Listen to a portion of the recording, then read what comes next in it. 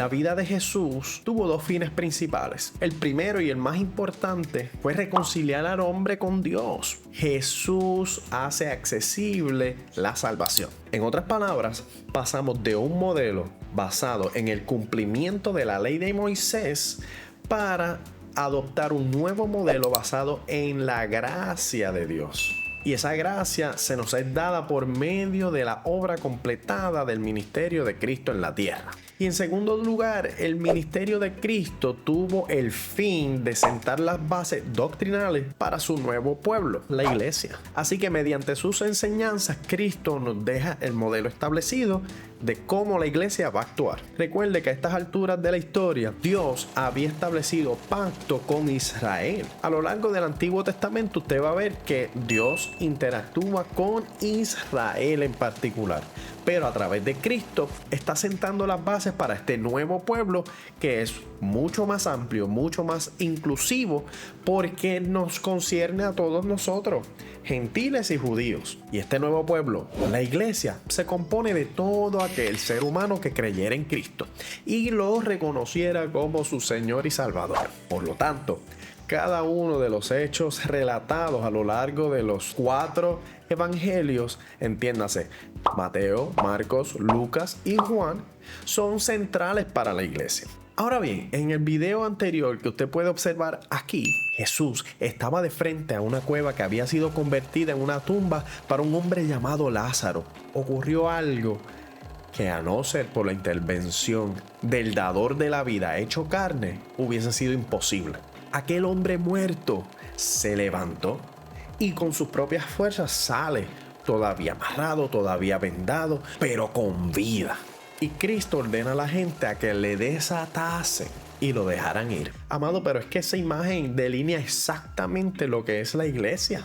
Veamos por qué. Vamos a la Biblia. Efesios 2, versículos 1 al 3 establecen lo siguiente: y Él os dio vida a vosotros, cuando estabais muertos en vuestros delitos y pecados, en los cuales anduvisteis en otro tiempo, siguiendo la corriente de este mundo, conforme al príncipe de la potestad del aire, el espíritu que ahora opera en los hijos de desobediencia, entre los cuales también todos nosotros vivimos en otro tiempo, en los deseos de nuestra carne, haciendo la voluntad de la carne y de los pensamientos.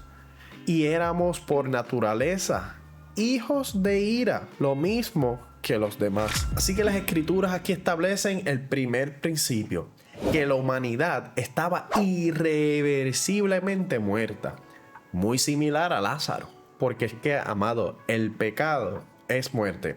Mire lo que dice John MacArthur. Él dice que si te rehusas a ver el pecado como Dios lo ve, no podrás escapar su juicio eterno. Y es que si quieres negar tu culpabilidad o esconder tu pecaminosidad, jamás descubrirás la cura para el pecado. Y si tratas de justificar tu pecado, estarás entregando la justificación de Dios. Nunca podrás conocerle a Él hasta que entiendas cuán ofensivo es tu pecado ante Dios.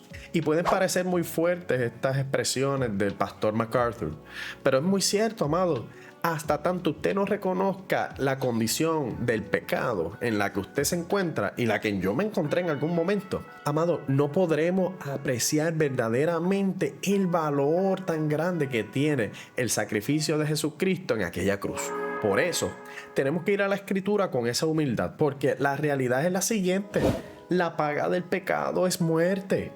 El problema es que el pecado mora dentro de nosotros y gobierna nuestras acciones, aunque no queramos. Por lo tanto, estamos predispuestos a pecar. Y esto por causa de nuestra naturaleza caída.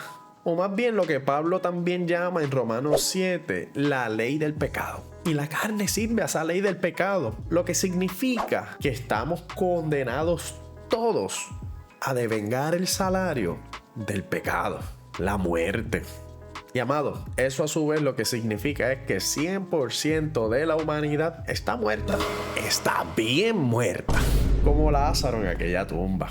Porque establece en las escrituras lo siguiente. Primera de Juan 1:8 dice que si decimos que no tenemos pecado, nos engañamos a nosotros mismos y la verdad no está en nosotros. Si confesamos nuestros pecados, Él es fiel y justo para perdonar nuestros pecados y limpiarnos de toda maldad. Si decimos que no hemos pecado, tristemente le hacemos a Él mentiroso y su palabra no está en nosotros. Romanos 3:23 dice que por cuanto todos pecaron, están destituidos de la gloria de Dios. La verdad es que todos estamos muertos y los muertos no pueden hacer nada para cambiar esa realidad. Y ahí es que está el dilema, porque todos nacemos con el deseo de pecar y todos pecamos. Y si pecamos, estamos condenados a la muerte eterna. Y hablamos anteriormente que la depravación total del ser humano implica que aunque nuestras obras benignas o bondadosas sí existen fuera de lo que es Cristo, ninguna de ellas tiene mérito para salvación. Entonces, ¿qué esperanza tenemos? Aquí es que está puesta la esperanza del cristiano, en que somos traídos a la vida por el amor de Cristo. Amados, si volvemos a Romanos 7, veremos lo siguiente. A la altura del versículo 24 dice: miserable de mí, ¿quién me librará de este cuerpo de muerte? Este es Pablo reconociendo el dilema de que pecamos, nacemos con el deseo de pecar, por lo tanto estamos destituidos del reino de los cielos. Él entiende el dilema y mira, se hace esta pregunta: ¿quién me va a librar? El verso 25 dice: gracias doy a Dios por Jesucristo Señor nuestro.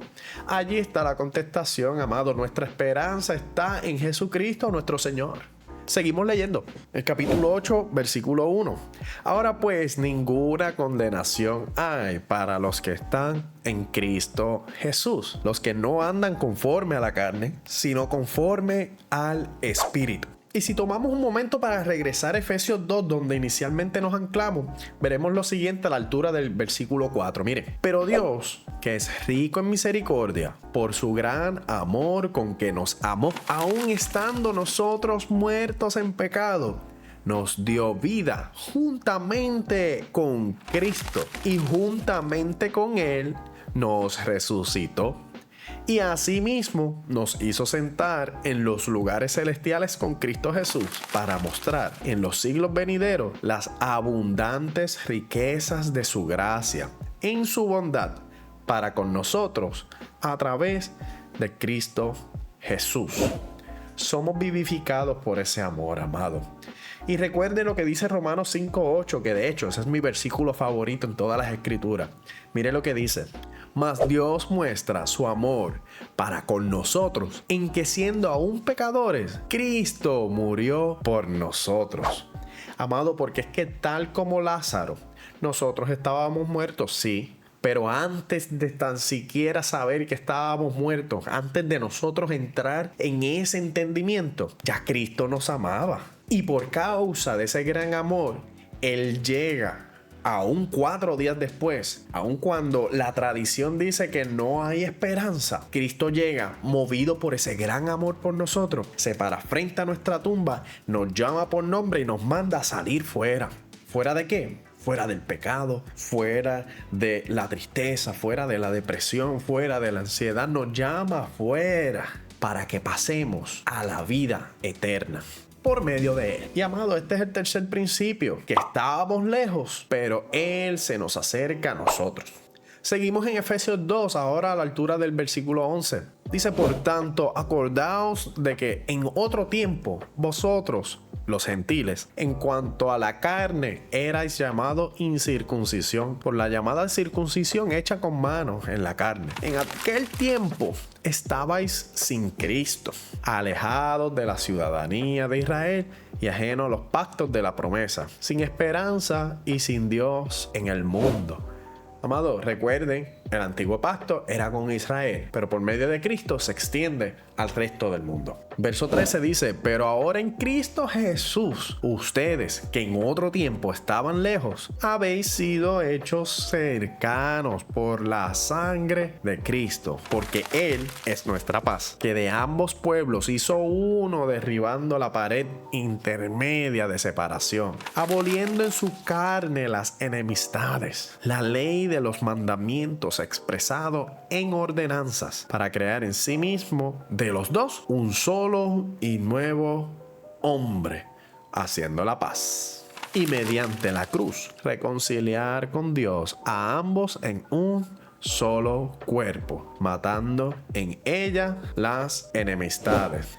Cristo, de toda la humanidad, hace un solo pueblo, un nuevo pueblo sobre el cual Él es Rey y Señor. Y qué lindo cuando nuestra confianza está puesta en Él, porque Él en nosotros, por amor, nos dio la esperanza de vida que tanto necesitábamos. Porque nuevamente, el muerto no tiene potestad para cambiar su estatus, sigue estando muerto, a no ser por la intervención de un Salvador. La intervención del dador de la vida mismo hecho carne. Jesucristo, amado Jesucristo. Así que nuevamente podemos establecer que la humanidad estaba irreversiblemente muerta por el pecado. Amado, que Cristo nos ama. Y número 3, que somos traídos a la vida por su gran amor. Y cuarto, que por medio de esa vida, por medio de su obra, por medio de lo que Cristo hizo en nosotros, hace un nuevo pueblo, con un nuevo pacto, al cual Él le da vida eterna.